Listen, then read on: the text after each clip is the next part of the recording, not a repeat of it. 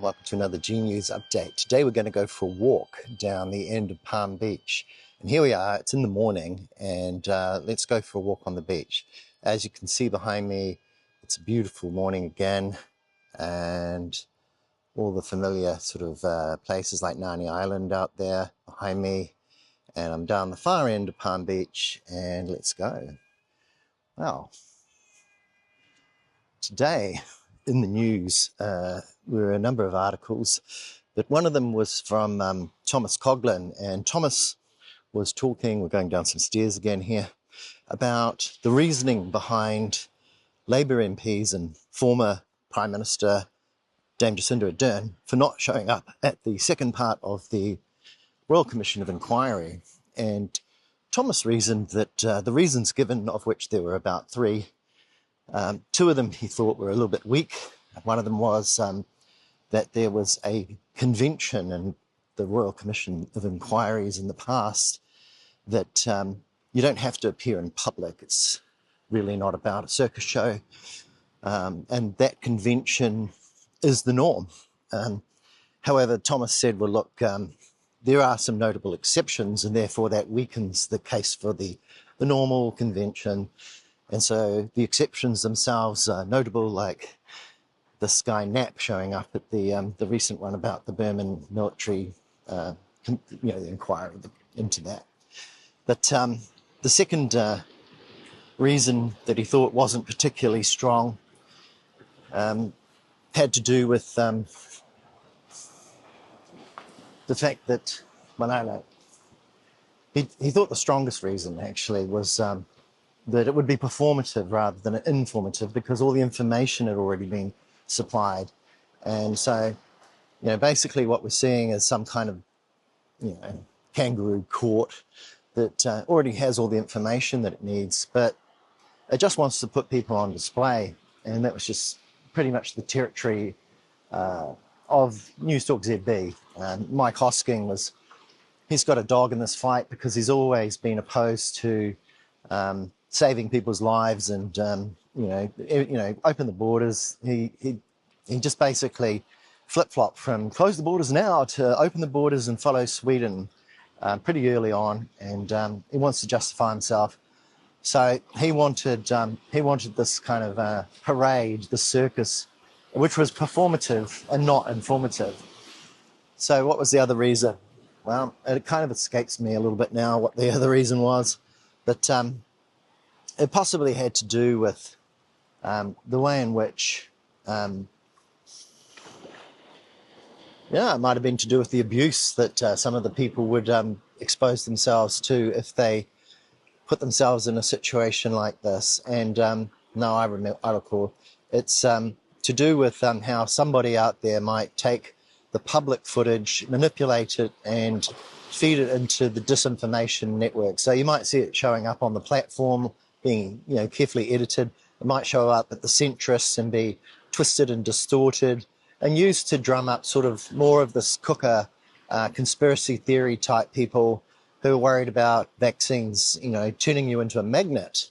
Anyway, Thomas didn't think much of that as a reason, but because he thinks, well, everybody has to deal with that kind of shit, no matter what the topic. But certainly the performative versus the informative was good reasoning. So let's just keep walking. We're approaching an area down the end of this beach here where there was a big debate on the island, on Waiheke Island, many years ago, decades ago, about whether or not it was okay to go nude on a beach, and how some people wanted to go nude impacted on the lives of those that didn't really want to expose themselves or their children in a public space to nude bodies. And I can remember there being a bit of a funny occasion in my own family where my family were basically opposed to nudism, and I remember as about a 4-year-old making all the adults in the family laugh when I shouted out, "Stamp out nudists!" And they thought that was pretty funny. But today, it's kind of a good metaphor for how we all have to find a way to get along. And some people think that, we're becoming too polarized, and we need to work out a way in which nudists and people with clothes can actually all live together. Hey, mate. So when I was young, getting up this hill was easy, but now it's a bit harder. Here we go. We're coming to the top of the hill. Here's a doggy. Hey, mate, how are you? Here he is. So we're going over the top of a hill here. Now, used to be a sign up here at the top of the hill here, and it was nailed into a tree, and it said, beyond this point, there could be people without no clothes on. And we were all horrified at the big rusty nails in the tree because, doesn't the tree count for something? There's one naked man down there in front of us, but I'll try not to film him. But you can see that filmmakers put off from bringing a camera down to this end of the beach because, well, you might tread on somebody's rights to go nude and they don't want to be filmed. And in the past, I've actually experienced situations where nudists will come from miles away to tell me that they don't want to be filmed. Anyway, I'll just get down this hill without falling over. So all of this is about getting along, and New Zealanders being able to come to terms with the fact that we're all quite different, we have different opinions. And where is the heart? Where is the heart in this government? So when it came to information that was in the newspapers this morning, we also saw the news that on Radio New Zealand, 3 of New Zealand's biggest polluters had suddenly not reported their emissions anymore because this government had decided that dairy pollution didn't need to report. So I think it was, what was it called, Open Country didn't report its emissions for the first time. Alliance and AFCO. Fonterra still does. But a lot of these kind of moves by the government at the moment are kind of anti our environment. And honestly, where's the kaitiakitanga? Where's the care for the environment? I mean, nudists and people with clothes on alike can agree that you can't go to a beach if it's all polluted, and if we're going to flood the place and bring on more weather events like this government seems intent on doing, that's not going to help our grandchildren and the people in the future. So where's the heart of this government? Where's the heart when Judith Collins and Eric Stanford are reciting lines to teachers about how disappointed they are? And those are the same lines that we heard from Simeon Brown about how disappointed he is in the health system and the nurses going on strike. Now, the nurses, they care because they've got heart. Where's the heart? Well, they care about the safety in our hospitals and the safety of patients and the safety of other nurses and all the other staff working in that environment. So where's the heart? Well, I put it to you that Erica Stanford's been a bit heartless, standing up there saying that she's disappointed that teachers who are being offered a real terms pay cut of 1% when inflation's at 2.7%, that she's disappointed that they just don't take that cut in a cost of living crisis. And what kind of person does that? I mean, this is the kind of person that people at New Zealand Herald sort of talk about in glowing terms, that, her NCEA reform, put her up on a pedestal as a possible replacement for Christopher Luxon. But look at Erica now, hiding behind the Public Service Commissioner, saying she can't comment on an active negotiation, and there she is in public commenting on it suddenly. Get back to work, we're very disappointed. And Judith Collins, I mean, holy crap, she's disappointed in other people for taking a pay cut. So people have been long saying things like, well, these politicians are giving themselves a 10% pay increase. Well, they're saying, well, that's what the Public Service Commission's doing. And at the same time, they're saying, you, the New Zealand public, you teachers who we do not value, and you nurses, you get back to work to the table and be insulted by a 1% pay offer. I mean, holy shit, where's the heart? Now, it gets worse because, so we've talked about kaitiakitanga and heart, and we've talked about being sort of torn apart, you know, nudists versus people with clothes. But there is, in New Zealand, luckily, a set of values that we can look at and look to from Te Ao Māori world, the world of Te Ao Māori. And those are kaitiakitanga, being a guardian of the environment, and also kotahitanga, being all together, you know, doing things together as people. Gosh, I'm climbing up a hill here again. Early in the morning, here I go. And we're at the end here of Palm Beach, and it's a beautiful day behind me, as you can see. It's lovely here. So those values from Te Ao Māori, the world of Te Ao Māori, are more increasingly relevant to the world in these times of climate change and pollution, industrialization, and increasing polarization. You know, what's the world coming to with Palestine and Gaza and the New Zealand government sitting on its hands, and Audrey Young telling us that the people who want us to do something about it are somehow self-centered. Well, right in front of me here, behind me are some kayaks hidden in the bush, but behind me are these two totem poles, and one of them says on it the word kotahitanga, and the other says kaitiakitanga. And these are hidden up here just above the beach at Little Palm Beach. I'll see if I can really just get you to see the words on those.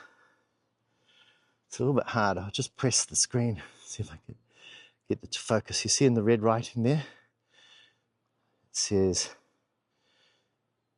kaitiakitanga and kotahitanga. And I find these totem poles quite inspirational and great reminders for me about the values. They stand proudly here in Little Palm Beach, above the nudists and above the people with clothes who come to share this place in common. So we are seeing all sorts of crap happen there. You know, in the newspapers this morning, we also saw, I'm going to go back down to the beach now, Mark Mitchell trying to justify why everything that his government has done to make things worse is the fault of previous governments when it came to asset management in the New Zealand Police Force. As you recall, the first thing that Mark Mitchell did when he came into power was oversee a police force cutting 170 roles out of the back office, mostly people that look after asset management. And now we've got these exacerbated problems with asset management, but we've also got Mark Mitchell trying to tell us that these problems have existed for many years, and so anything that he did to exacerbate those problems and make them worse just doesn't count somehow, and that we're all stupid and thick. And if he just uses the old tricks, basically, isn't that amazing out there? If he just uses these old tricks and devices to spread the blame, he can absolve himself of all accountability. And we're seeing this kind of charade play out all the time with the blame game. So I just wanted to talk briefly about what actually did happen after that election in 2023. One of the first things we did see was Nicola Willis telling us about how there were all these fiscal cliffs coming in. She just somehow not read all of the budget statements in May 2023 that Grant Robertson had produced, and suddenly she was totally surprised 6 months down the track that we had this common practice that had been established for years where you can put some money forward for a number of years, but it wasn't aligned with 3-year election cycles. So sometimes in the middle of a term, funding would come to an end. And this was standard and well known, and everybody knew it, including Nicola Willis, that she decided that it was probably a good idea to call this a fiscal cliff and some kind of surprise, and how shocked and appalled she was to suddenly be sprung out of the box, with this terrible thing that Labour had done. So that was performative nonsense, and it was very dishonest. But nobody in our media really called her out strongly for this, and that's part of the problem, is that we've got these political commentators that seem to have chosen a side here that go extremely silent when disinformation and misinformation in the form of political rhetoric is allowed to go unchallenged. And we see that so often now that it's just not funny, is it?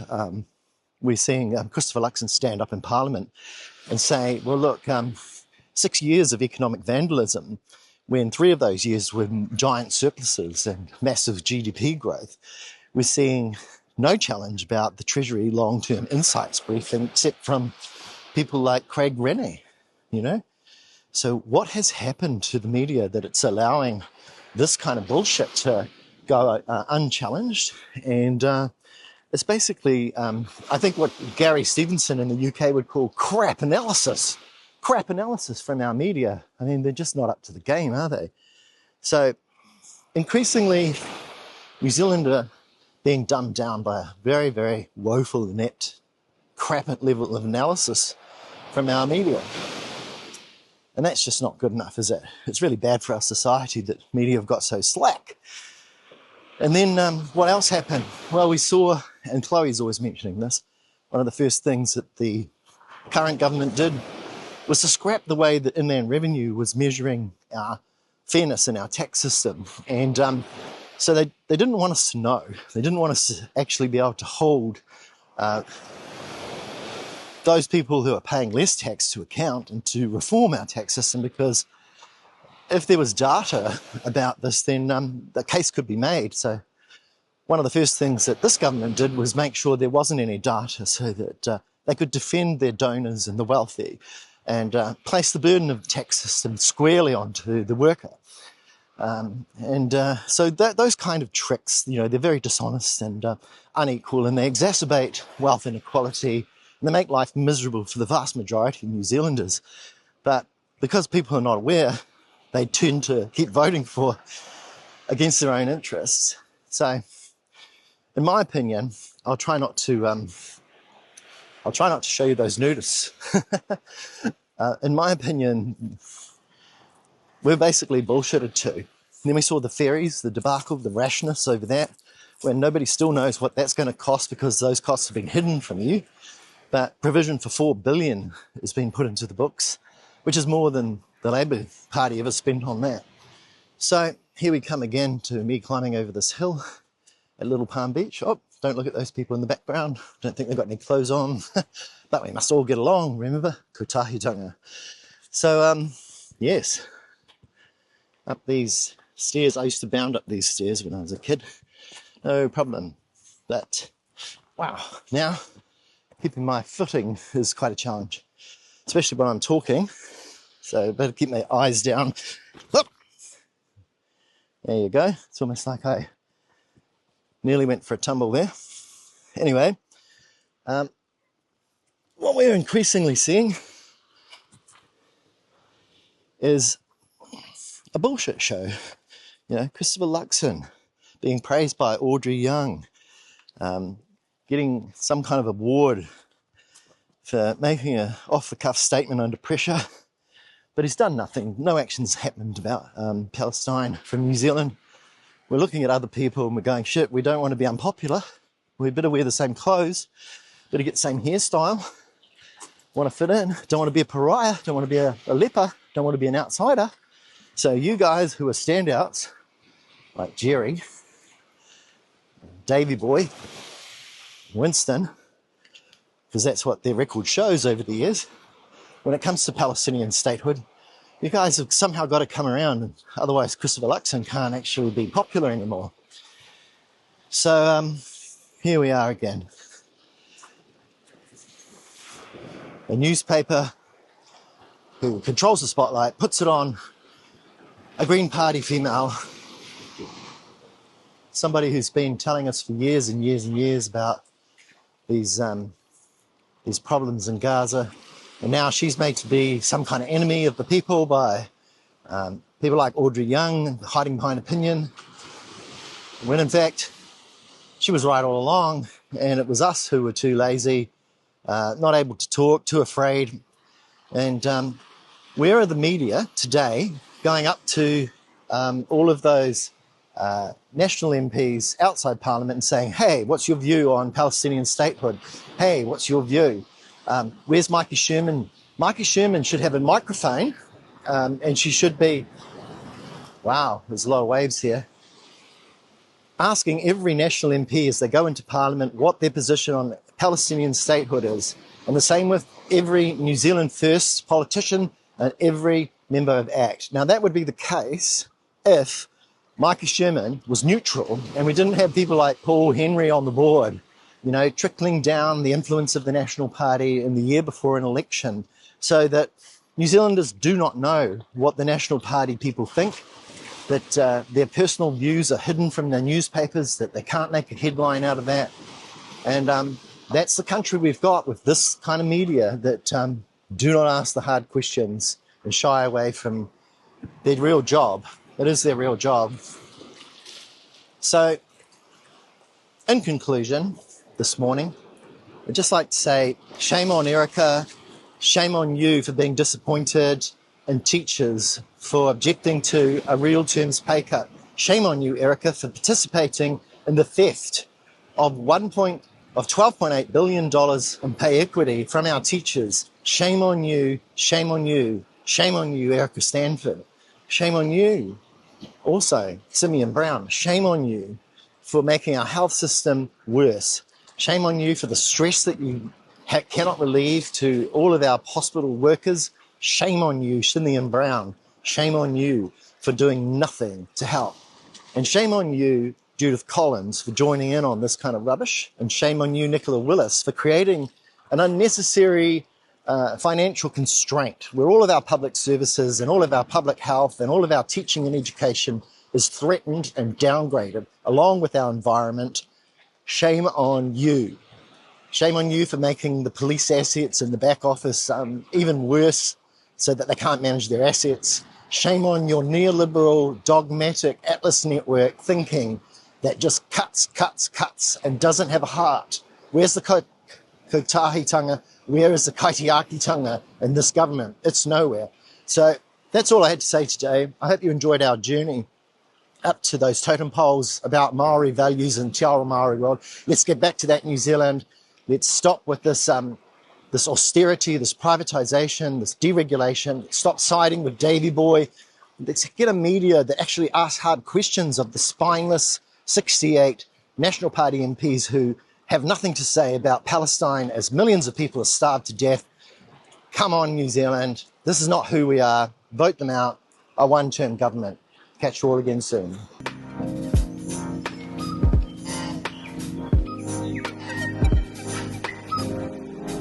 Welcome to G News, the good news.